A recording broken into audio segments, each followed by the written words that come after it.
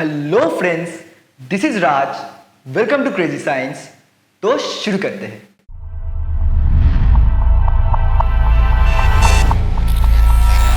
जब कोई बहुत बड़ा स्टार हमारे सन से तकरीबन 8 गुना बड़ा एक्सप्लोड करता है, तब जाके सुपरनोवा बनता है। कोई भी स्टार के सेंटर में जब चेंज होता है, तब सुपरनोवा शुरू होता है। और ये चेंज दो टाइप्स के होते हैं। पहला है कोर कोलैप्स। कोई भी बड़े स्टार के कोर में न्यूक्लियर फ्यूल बर्न करता है, जिसके वजह से उसका सेंटर बहुत ही गर्म होता है और टन्स ऑफ एनर्जी प्रोड्यूस करता है। इसी हीट के वजह से प्रेशर क्रिएट होता है, जो उस स्टार को बैलेंस रखता है। बेसिकली एक स्टार कैसे बैलेंस रहता है? उसका ग्रेविटी अंदर से उसे स्क्वीज करता है, एक छोटा और बहुत ही टाइट बॉल जैसा रखने के लिए। पर उसका न्यूक्लियर फ्यूल जो बर्न कर रहा है, वो बहुत ही स्ट्रॉन्ग आउटवर्ड प्रेशर क्रिएट करता है, जो उस स्टार को कोलैप्स करने से प्रिवेंट करता है। जब न्यूक्लियर फ्यूल खत्म हो जाता है, उसके बाद प्रेशर ड्रॉप करता है और ग्रेविटी के वजह से वो स्टार कुछ सेकेंड्स में कोलैप्स कर जाता है। इमेजिन करो जैसे कोई सेलेस्टियल बॉडी अर्थ से 1 मिलियन टाइम्स बड़ा 15 सेकेंड्स में कोलैप्स करता हुआ।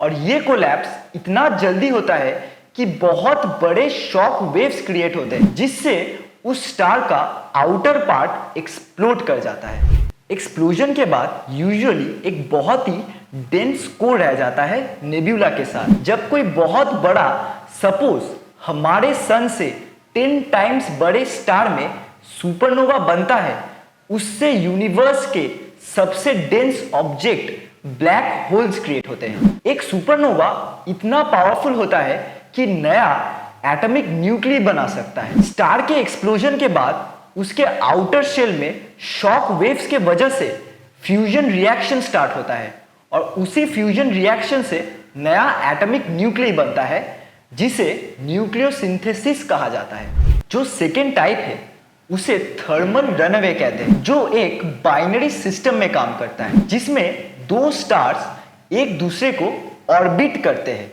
जिनमें से एक स्टार एटलीस्ट अर्थ साइज का होता है, जिसे व्हाइट ड्वार्फ कहा जाता है। यही व्हाइट ड्वार्फ जब दूसरे स्टार से कोलाइड करता है या फिर दूसरे स्टार से सारा मैटर एब्जॉर्ब करके फट जाता है। जब कोई सुपरनोवा बनता है, वो इतना ब्राइट होता है कि पूरा गैलेक्सी शाइन कर देता है कुछ दिन या महीनों तक। एस्ट्रोनॉमिकल कैलकुलेशंस के बेसिस में हमारे मिल्की वे गैलेक्सी में हर 100 साल में सिर्फ 2 या 3 ही सुपरनोवास बनते हैं।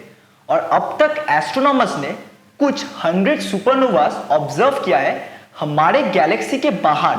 एक्चुअली मिल्की वे में स्पेस डस्ट के वजह से मोस्ट ऑफ द सुपरनोवास का विजन ब्लॉक हो जाता है। साइंटिस्ट अलग अलग टाइप के टेलीस्कोप यूज करते हैं सुपरनोवास को डिटेक्ट करने के लिए। एक्सप्लोजन से जो विजिबल लाइट, एक्स-रे और गामा रेज निकलते हैं, उन्हें यूज करके, जैसे कि न्यू स्टार मिशन जो एक्स-रे विजन यूज करके यंग नेब्यूलास और सुपरनोवास को ऑब्जर्व करता है। Other examples are the Hubble space telescope और चंद्र एक्स ऑब्जर्वेटरी। सुपरनोवा को क्यों इतना स्टडी किया जाता है? सुपरनोवा को स्टडी करने से हम यूनिवर्स को स्टडी कर सकते हैं। हमारा जो यूनिवर्स है, वो कॉन्स्टेंटली एक्सपैंड कर रहा है। उसके अलग अलग पार्ट्स में जो केमिकल एलिमेंट्स और डेब्रिस है, वो भी सुपरनोवा से ही स्प्रेड हुआ है। सिर्फ इतना ही नहीं, सुपरनोवा से न्यू प्लैनेट्स, स्टार्स और कई सारे सेलेस्टियल ऑब्जेक्ट्स भी बनते हैं। स्टार्स को यूनिवर्स का फैक्ट्रीज कहा जाता है। हमारे यूनिवर्स में जो केमिकल एलिमेंट्स है, वो स्टार से ही बनते हैं। इनके कोर में जो सिंपल एलिमेंट्स जैसे कि हाइड्रोजन है, कार्बन और नाइट्रोजन जैसे हेवियर एलिमेंट्स में कन्वर्ट होते हैं। और बहुत बड़े साइज के स्टार से ही गोल्ड, सिल्वर और यूरेनियम जैसे हेवी एलिमेंट्स बन सकते हैं। जब एक एक्सप्लोसिव सुपरनोवा बनता है, इन स्टार्स में स्टोर्ड एलिमेंट्स या न्यूली क्रिएटेड एलिमेंट्स पूरे स्पेस में स्प्रेड हो जाता है। ऐसे ही क्रेजी और इंटरेस्टिंग साइंटिफिक टॉपिक्स के लिए बने रहिए मेरे साथ। और ये वीडियो अच्छा लगा तो इसे लाइक कीजिए, शेयर कीजिए और चैनल को सब्सक्राइब कीजिए, बेल आइकन को प्रेस कीजिए।